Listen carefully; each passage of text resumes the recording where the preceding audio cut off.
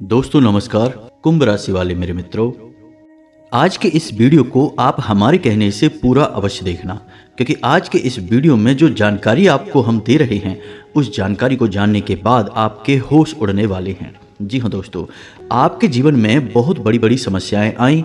कई बार तो ऐसी स्थिति भी उत्पन्न हुई कि जब आपकी जान जाते जाते बची। भगवान की कृपा रही या फिर आपके पुरखे पूर्वजों का आशीर्वाद आपके ऊपर रहा कि आपकी जान तो बच गई, लेकिन आपके ऊपर से कष्ट और परेशानियों का साया अभी तक हट नहीं पाया है।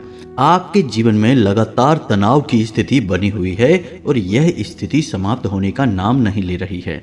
अब ऐसे में आपके ऊपर जो कष्ट और परेशानियां हैं उसके कई अन्य कारण भी हो सकते हैं, लेकिन इसमें एक मुख्य और सबसे बड़ा कारण यह है कि आपके आसपास ही एक ऐसा इंसान घूम रहा है जो आपके पिछले कई जन्मों का शत्रु है। जी हाँ दोस्तों, ज्योतिष शास्त्र में आपको यह सुविधा प्राप्त हो जाती है कि आप अपने पिछले जन्म के रिश्तों के बारे में भी आसानी से पता लगा सकते हैं। ऐसा करने के लिए आपको अपनी कुंडली में केतु और गुरु की स्थिति को अच्छी तरह से देखना होगा और किस घर में केतु विराजमान है और उसका संबंध आपसे क्या है। इससे यह आसानी से पता लगाया जा सकता है कि पिछले जन्म में आपका शत्रु कौन था और वह इस जन्म में आपके किस रिश्ते के रूप में पैदा हुआ है और आपके कितने नज़दीक है। जी हाँ दोस्तों, लेकिन ज्योतिष की और कुंडली की इन बारीकियों को आप नहीं समझ पाएंगे, तो इसी सुविधा को और इसी दुविधा को दूर करने के लिए हम आपके लिए यह एक वीडियो लेकर आए हैं, जिसमें हम आपको स्पष्ट तौर पर बताएंगे कि वह कौन इंसान है जो पिछले जन्म का शत्रु है, आपको हमेशा हानि पहुंचाता है। अब ऐसे में होता यह है कि वह कोई और नहीं है, वह आपका अपना ही है और वह चाहे या ना चाहे, लेकिन कर्मों का बंधन कुछ इस प्रकार से बना हुआ है कि उसके हर एक कर्म का आपके ऊपर नकारात्मक प्रभाव पड़ेगा। जी हाँ दोस्तों, अब वह चाहे आपके किसी भी रिश्ते में हो, आपके लिए चाहे अच्छा करने की कोशिश ही क्यों ना करे, लेकिन आपके ऊपर उसका नकारात्मक प्रभाव होने के कारण आपके कष्ट कम होने के बजाय बढ़ते चले जाएंगे। तो ऐसे में आप कैसे बचेंगे कष्ट और परेशानियों में? तो ऐसे में आप यह कर सकते हैं कि उस इंसान को पहचान जाएं और उस इंसान से जितना हो सके उतना दूरी बना लें। अब आप उसे कैसे पहचानेंगे? क्योंकि आप कोई ज्योतिष आचार्य तो है नहीं जो अपनी कुंडली देखकर यह पता लगा लेंगे कि आपका कौन सा रिश्ता आपके पिछले जन्म का शत्रु है। तो ऐसे में आपको हम विशेष जानकारी देने जा रहे हैं, जिसके माध्यम से आप यह आसानी से पता लगा लेंगे। कुंडली के अध्ययन के आधार पर आप पता लगा सकते हैं, लेकिन सामान्य तौर पर भी यह बता पाना बहुत आसान है कि आपकी राशि में आपके पिछले जन्म के शत्रु अक्सर कौन से रिश्ते होते हैं। जब आप उस इंसान को पहचान जाएंगे तो उस इंसान से थोड़ा सा आपको सतर्क रहने की आवश्यकता रहेगी। दोस्तों, इस वीडियो को बनाने के पीछे हमारा मकसद केवल और केवल आपके ज्ञान को बढ़ाना है और आपको सर्वोत्तम और शुद्ध ज्ञान देना है। हम उन लोगों की तरह वीडियो नहीं बनाते कि शुरुआत तो ऐसी की कि आप लोगों के मन में उत्सुकता जागी, लेकिन अंत तक वीडियो देखने के बाद भी आपको कोई मुख्य ज्ञान हासिल नहीं हुआ, कोई बड़ा ज्ञान हासिल नहीं हुआ और आपको लगा कि आपका समय खराब हो गया। ऐसा इस वीडियो में आपके साथ नहीं होगा। हम आपको जो भी जानकारियां देंगे वे शुद्ध शास्त्रीय पद्धति पर ज्योतिषीय आकलन के आधार पर तैयार की गई होंगी और ठोस जानकारियां होंगी। आपको संतुष्टि अवश्य होगी कि आपको कुछ विशेष ज्ञान हासिल हुआ। तो वीडियो में बने रहिए हमारे साथ। वीडियो अंत तक धैर्य के साथ देखना है, पूरे मन से एकांत में ठंडे दिमाग के साथ देखना है। वीडियो की शुरुआत करते हैं। आपको अद्भुत ज्ञान के सागर में एक डुबकी लगवाते हैं। तो चलिए दोस्तों, वीडियो की शुरुआत करें, लेकिन इससे पहले आपको एक ऐसी कहानी सुनाते हैं जो इस बात को साबित करेगी कि हमारी जैसी दृष्टि होती है वैसी ही यह सृष्टि होती है। जी हाँ दोस्तों, तो कहानी को ध्यान से सुनिए। एक बार एक गांव में महामारी फैल गई, तो उस गांव से लोग निकलकर आसपास के गांव में जाने लगे और रहने लगे। तो ऐसे में हुआ यह कि पड़ोस के ही एक गांव में, उसी गांव से एक आदमी निकलकर आया। तो उस गांव के मुखिया से उसने पूछा कि इस गांव में लोग कैसे रहते हैं, क्योंकि हमारे गांव में बीमारी फैली है तो हम यहाँ रहने चाहते हैं। तो उस गांव के मुखिया ने कहा कि जिस गांव से तुम निकल कर आए हो उस गांव के लोग कैसे थे? तो वह आदमी बोला कि कुछ मत पूछो, उस गांव के लोग तो बहुत ही दुष्ट थे, बहुत ही बदमाश थे, परेशान ही करते रहते थे। गांव का मुखिया बोला तो फिर आप इस गांव में मत आइए, क्योंकि इस गांव के लोग उस गांव से दुगने ज़्यादा खराब हैं, आपको बहुत परेशान करेंगे, आप किसी और गांव में चले जाइए। इसी प्रकार अगले दिन उसी गांव से एक आदमी और निकल कर आया और उसने मुखिया से पूछा कि क्या मैं आपके इस गांव में रह सकता हूं? तो मुखिया ने उससे वही सवाल फिर से पूछा कि आप जिस गांव से निकल कर आए हैं उस गांव के लोग कैसे थे? तो उस आदमी ने जवाब दिया कि उस गांव के लोग तो बहुत ही सज्जन थे, बहुत ही प्रिय थे। जब भी उन लोगों के बारे में सोचता हूं तो मेरा दिल भर आता है। तो मुखिया ने कहा कि तुम्हारा स्वागत है इस गांव में, क्योंकि इस गांव के लोग उस गांव से भी दुगने अच्छे हैं और आपका इस गांव में बहुत मन लगेगा। अब यही दृश्य मुखिया के बगल से बैठे गांव के लोग भी देख रहे थे। तो उन्होंने मुखिया जी से पूछ ही लिया कि आपने एक आदमी से कहा कि इस गांव के लोग बहुत ही बदमाश हैं, आपको परेशान करेंगे, और दूसरे आदमी से कहा कि इस गांव के लोग बहुत अच्छे हैं, तो ऐसा कैसे हो सकता है? या तो अच्छे होंगे या फिर खराब होंगे। तो मुखिया जी ने जो जवाब दिया वह जवाब सुनने लायक है और उस जवाब में बहुत बड़ी सीख छुपी हुई है। तो मुखिया जी ने कहा कि यदि उस आदमी को जिसने कहा कि उसके गांव में लोग खराब थे, उस आदमी को मैं इस गांव में रहने देता तो वह अपने स्वभाव के चलते इस गांव में भी लोगों से लड़ाइयाँ झगड़े करता और अपने कई दुश्मन बना लेता और उसके बाद उसके लिए यह गांव भी खराब हो जाता। ठीक इसी प्रकार उस आदमी को जिसको मैंने कहा कि इस गांव में रह सकते हो, उस आदमी का अच्छा स्वभाव, उसका मित्रवत व्यवहार तमाम नए मित्रों को जन्म दे देगा और उसके लिए यह गांव भी सुंदर हो जाएगा, इस गांव के लोग भी अच्छे हो जाएंगे। तो कहने का मतलब यह हुआ कि इंसान का जैसा स्वभाव और व्यवहार होता है वैसे ही लोगों का उसके साथ भी स्वभाव और व्यवहार होता है। अच्छे इंसान के साथ लोग अच्छा ही व्यवहार करते हैं और बुरे इंसान के साथ लोग हमेशा बुरा व्यवहार ही करते हैं।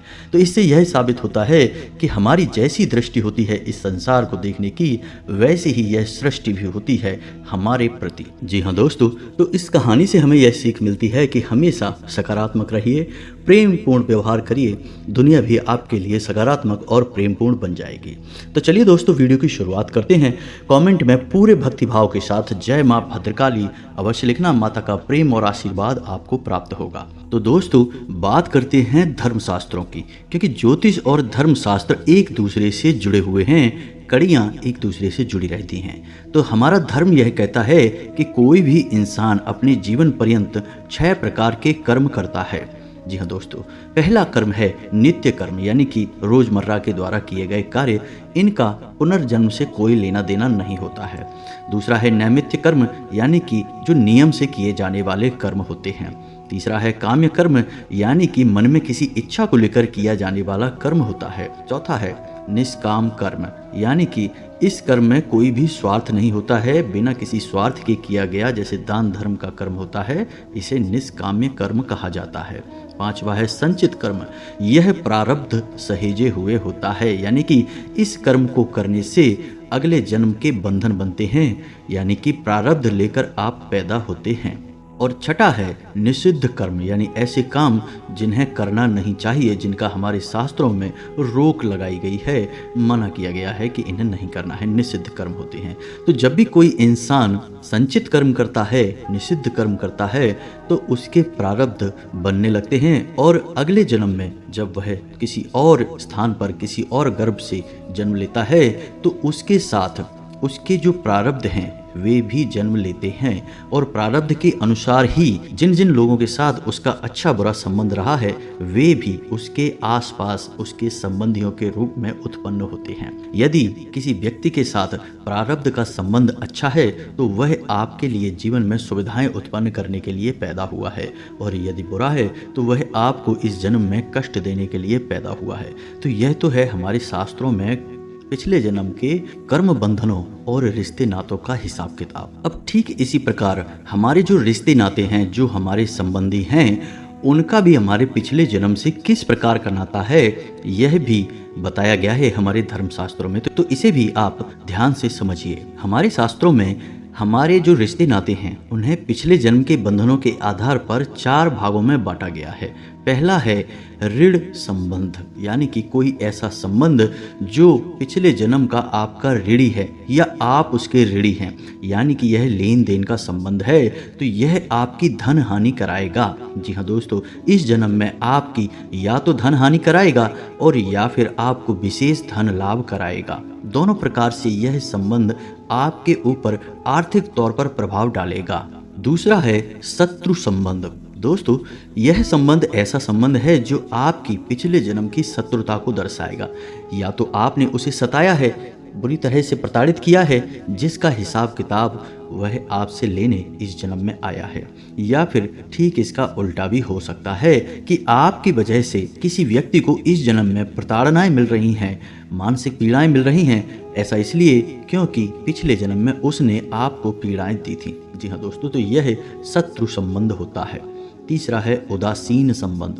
अब उदासीन संबंध ऐसा होता है जो किसी कारण की वजह से आपसे नहीं जुड़ा है, बस सामाजिक परिवेश और परिस्थितियों के बस वह आपसे जुड़ चुका है। तो वह ना आपके साथ अच्छा है ना वह बुरा है, लेकिन उसके द्वारा किए गए कर्म या उसके साथ आपके द्वारा किए गए कर्म नए बंधनों को अवश्य जन्म देगा, जो अगले जन्म में जाकर किसी न किसी प्रकार का आपका संस्कार बनेगा। जी हाँ दोस्तों, अब चौथा संबंध सेवक संबंध। दोस्तों, यह बहुत महत्वपूर्ण होता है क्योंकि इसमें ऐसा हुआ है कि पिछले जन्म में आपने किसी की बहुत सेवा की थी, अच्छे भाव के साथ सेवा की थी, जिससे वह बहुत प्रसन्न हुआ। तो अब इस जन्म में वह आपका एक ऐसा रिश्ता बनकर आएगा जो आपकी बहुत सेवा करेगा और कभी भी आपको पीठ नहीं दिखाएगा। तो यह तो था हमारे शास्त्रों में बताया गया पिछले जन्म के रिश्ते नातों का बंधन कि किस प्रकार से हम एक दूसरे से जुड़े हुए रहते हैं। लेकिन अब इस सब के बीच आप कैसे पहचानेंगे कि आपका शत्रु कौन है जो आपके पिछले जन्म से आपके साथ जुड़ा हुआ है? तो इसका सीधा सा सरल तरीका यह है दोस्तों कि जब भी कोई एक ऐसा इंसान आपके पास आएगा कि आपके साथ बैठते ही उसकी आत्मिक ऊर्जा आपको प्रभावित करेगी और आपका मन खराब होने लगेगा, ना तो आपको उसकी बातें अच्छी लगेंगी और ना ही उसके साथ आपका बंधन अच्छा चलेगा। अब चाहे वह रिश्ता आपका उसके साथ कुछ भी हो, चाहे वह आपका पुत्र हो, पिता हो, भाई हो या पत्नी हो या कोई भी और संबंध हो। वैसे हम आपको बता दें कि पिछले जन्म के जो शत्रु होते हैं वे अक्सर इस जन्म में हमारे पुत्र या पुत्री बनकर ही पैदा होते हैं। यह बहुत बड़ी संभावना होती है। जी हाँ दोस्तों, लेकिन इसका मतलब यह नहीं कि निश्चित तौर पर यही होता है कि हर एक पुत्र पिछले जन्म का शत्रु या मित्र है। कुछ उदासीन पुत्र भी हो सकते हैं जिनका हमारा पिछले जन्मों से कोई लेना देना नहीं है। तो अब आपको अपने पिछले जन्म के शत्रु को अच्छी तरह से पहचानने के लिए हम 5 बड़ी बातें बताने जा रहे हैं, जिनको आप आजमाएंगे तो आपको तुरंत पता चल जाएगा कि कौन है जो आपके पिछले जन्म का शत्रु है। जी हाँ दोस्तों, तो ध्यान से सुनिए सारी बातों को। सबसे पहली बात, एक ऐसा इंसान जो आपका हमेशा धन का नुकसान करवाता है। जी हाँ दोस्तों, चाहे वह स्वयं आपसे पैसे लेगा और समय पर वापस नहीं करेगा, और वापस करेगा भी तो बहुत बुराइयां और झगड़े होंगे, लेकिन बंधन आपसे टूट नहीं पाएगा। आप खूब कोशिश करेंगे कि उससे आप पीछा छुड़ा लें, आप उसे बिल्कुल भी पैसे नहीं देंगे, लेकिन हमेशा आप उसकी बातों में आते रहेंगे, फंसते रहेंगे और उसके द्वारा बनाई गई कहानी पर आप विश्वास कर लेंगे और हमेशा पैसे के मामले में वह आपको पीड़ाएं देता रहेगा।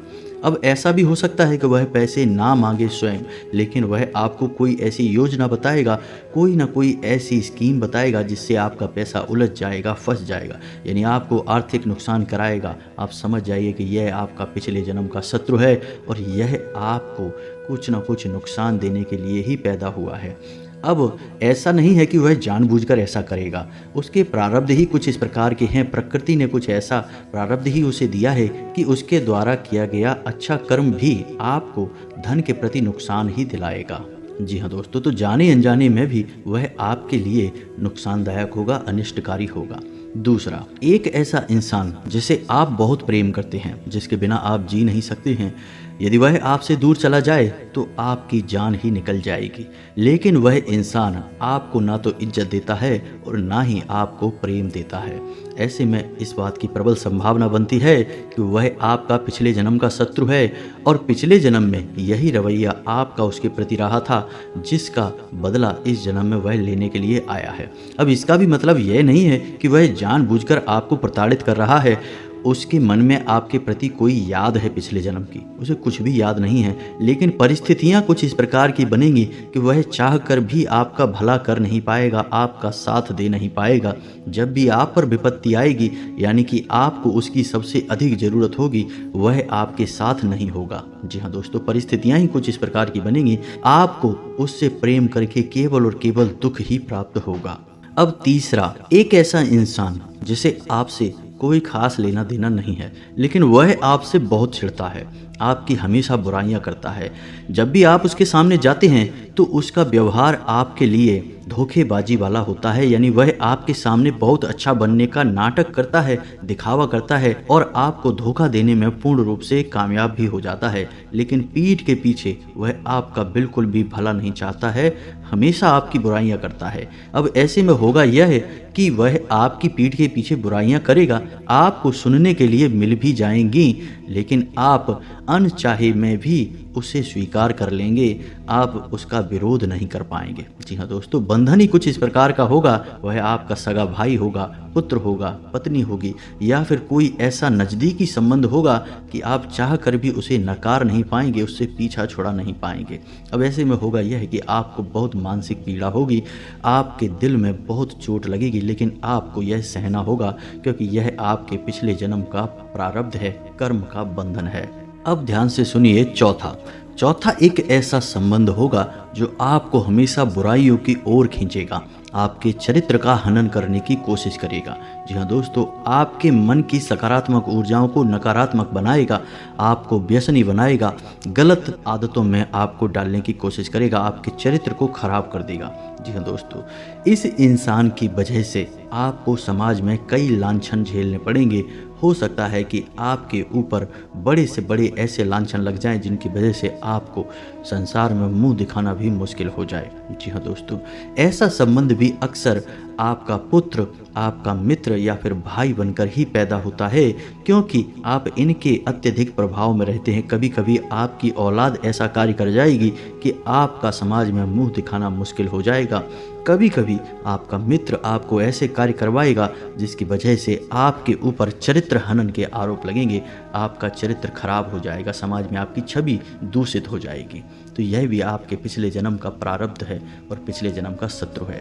अब सुनिए पांचवा एक ऐसा संबंध है जो आपके लिए आपकी मृत्यु का कारक बनेगा। जी हाँ दोस्तों, एक ऐसा संबंध जो आपको ऐसे कार्य करवाएगा, कुछ ऐसे कार्यों की तरफ प्रेरित करेगा कि आपसे कुछ ऐसी घटना घटेगी जिसमें आपकी मृत्यु हो सकती है, या फिर हो सकता है कि आप मृत्यु के काफ़ी समीप जाकर बच जाएं, लेकिन आपको मृत्यु का एक बहुत बड़ा अनुभव यह संबंध करवाएगा।